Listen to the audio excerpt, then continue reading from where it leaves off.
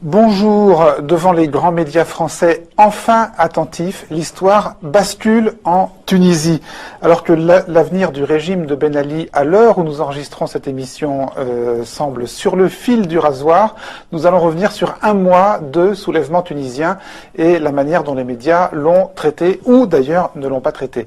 Et évidemment, on parlera aussi du rôle joué par Internet. Vous êtes président du mouvement Birsa, qui est un mouvement de jeunes Tunisiens opposants. Moi, je ne dis pas que Ben Ali doit partir, parce que en tant que citoyen et jeune Tunisien, je crois que les cartes doivent être mises dans les mains du peuple tunisien. Et il n'y a pas d'appel à faire au président Ben Ali pour lui dire qu'il faut qu'il parte ou qu'il faut qu'il ne parte pas. Je crois qu'il, depuis 23 ans, il a été sourd à toutes les demandes du peuple, et je suis absolument persuadé, même aux demandes de ses conseillers ou de gens qui étaient assez raisonnables pour lui demander de partir. Je crois qu'aujourd'hui, il faut redonner la souveraineté au peuple. Il faut vraiment remettre les cartes dans les mains du peuple. Au-delà de la formule, ça veut dire quoi? Ça veut dire organiser quoi? Une élection présidentielle, des législatives? Il faut faire un référendum? Il faut faire quoi? Redonner la parole au peuple? C'est-à-dire que là, on est dans une position. Ben Ali est un boxeur qui a été un tout petit peu surpris, oui, qui est dans les cordes et qui est sonné. Bon. Et comme tout boxeur, il cherche à gagner un tout petit peu de temps, et il nous refait exactement comme vous avez dit. Et vous le lui accordez alors? Ah non, absolument pas. Ah non. Nous, on n'appelle pas Ben Ali à partir, oui, on appelle le peuple, et dont je fais partie, à chasser le président Ben Ali. Ah, c'est vraiment très différent. D'accord, c'est absolument différent. Non, c'est plus clair comme ça. Oui, mais non, je vous avais mal compris au début. Voilà, c'est-à-dire que il n'y a rien à demander à un tyran. Il faut demander à un peuple. Quand vous me dites qu'est-ce qu'il faut faire maintenant, je pense qu'il faut parler, si vous voulez, de façon à faire un vrai contrat social. Si vous me permettez, oui, d'un trait, mais c'est vraiment important, oui, c'est que quand Bourguiba est venu en 56, il a fait un contrat social tout seul avec le peuple. C'est-à-dire qu'il a décidé, il a dit je décide tout ça pour les Tunisiens. C'était des mesures progressistes, certes, mais qui n'ont jamais été prises dans la concertation.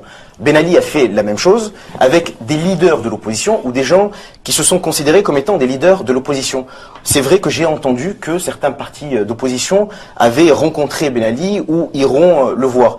Alors, je pense qu'on peut le mettre au conditionnel, mais en tout cas, si c'est le cas, moi je peux m'étonner que les mêmes personnes qui sont parties signer un pacte national, oui, avec Ben Ali en 88 reviennent aujourd'hui. Le régime, si vous me permettez de continuer, a censuré, n'a pas hésité à censurer des pages. C'est-à-dire que moi, ma page Facebook est censurée en Tunisie, et dès que vous êtes contre le régime, votre page est censurée.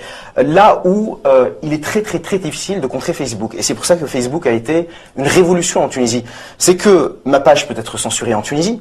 Si j'ai un ami expatrié qui peut avoir accès à mon profil et qui voit une vidéo qui est intéressante, il peut la partager, il peut la mettre sur son profil à lui qui n'est pas censuré.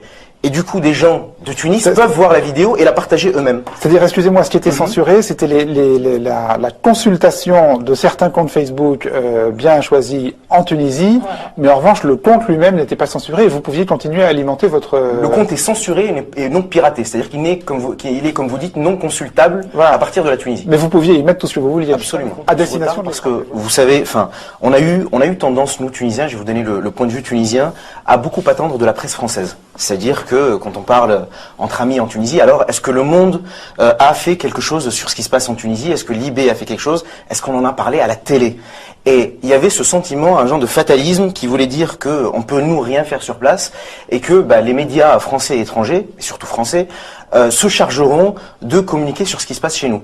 Et là où moi je vois une vraie révolution, plus qu'une révolution médiatique, mais une révolution journalistique et démocratique, c'est que les gens ont pris leur smartphone, ont pris leur portable et ont commencé à faire du journalisme citoyen. D'abord parce que les journalistes tunisiens ont essayé de faire leur travail, mais vous connaissez les conditions dans lesquelles ils essayent d'exercer leur profession, mais chaque citoyen est devenu en Tunisie un journaliste et un relais, à la fois pour les journalistes tunisiens et à la fois pour les journalistes français. Donc, quelque part, merci les médias français pour ce retard à l'allumage, quoi. Presque merci, et vous voyez que les premières images qui sont arrivées sont des images qui ont été prises par des citoyens tunisiens. Et en cela, c'est une révolution participative. Avant que les envoyés spéciaux soient sur place, il n'y avait que des images, effectivement, amateurs qui étaient... Il faut pas se leurrer, c'est une vraie révolte du peuple. C'est une vraie révolte du peuple. Et pour rebondir, si vous me permettez de répondre peut-être un tout petit peu tardivement à votre question, pourquoi il y a eu un traitement médiatique tardif, c'est aussi parce que les politiques de l'opposition, et y compris ceux qui étaient en France, n'ont pas d'abord été à l'origine de ce qui se passait, mais ont pensé que ça allait se terminer. N'ont pas canalisé le mouvement et n'ont pas pris le mouvement. Les hommes politiques, pour certains, n'ont pas su se positionner. C'est-à-dire qu'ils n'ont pas fait un travail. Ils n'ont pas fait un travail d'homme politique, c'est-à-dire qu'ils ont fait un travail de défenseur des droits de l'homme.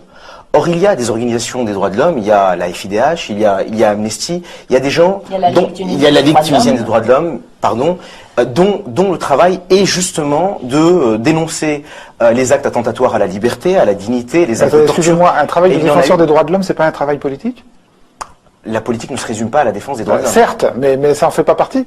Ça en fait partie, mais ce n'est pas que ça. Qu'est-ce qui a manqué alors ? Quand vous faites de la politique, Il a manqué un leadership. Un leadership vous intéresse sur sur la position des autorités françaises. Vous savez, j'aime bien le rappeler, on a eu notre indépendance un 20 mars 1956. Et depuis cette date-là, on est un État, en principe, souverain. Et quand j'entends des amis français ou tunisiens me dire, mais est-ce que tu n'es pas choqué par le silence des autorités françaises? Je dis non, puisque en quelle qualité les autorités françaises se prononceraient sur la Tunisie? Moi, j'y crois à notre révolution citoyenne, sincèrement et profondément. Au titre de la communauté internationale et au titre des conventions signées par la Tunisie. Non,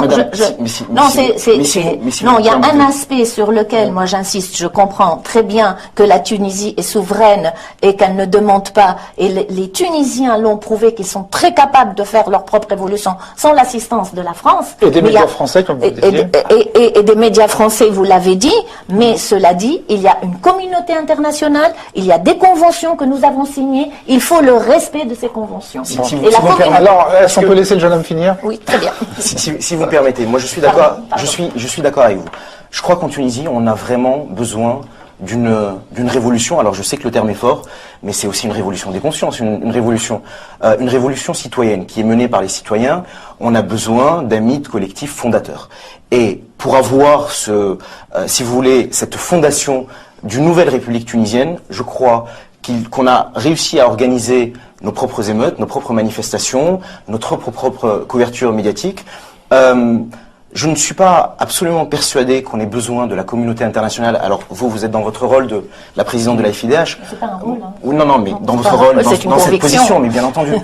Moi, ça aide en général. Bien entendu. La communauté internationale. Je sais. Mais c'est-à-dire, avant d'attendre qu'on fasse les choses pour nous, faisons-les nous-mêmes. Et puis, pour vous répondre sur la question de l'armée, il y a eu un moment où beaucoup de Tunisiens ont appelé l'armée à prendre le pouvoir pour le peuple. Et si vous voulez, moi je suis totalement opposé à cette idée, parce qu'on a toujours attendu en Tunisie un homme providentiel, un nouveau prophète. Il faut bien entendu que l'armée se range du côté du peuple, comme les forces de l'ordre. Mais ce n'est pas l'armée qui doit prendre le pouvoir, c'est le peuple. Alors, avec l'armée peut-être à la droite et les forces de police à gauche, parce que l'armée est aussi composée de citoyens, mais vraiment, si vous voulez, je crois profondément qu'on doit compter sur personne.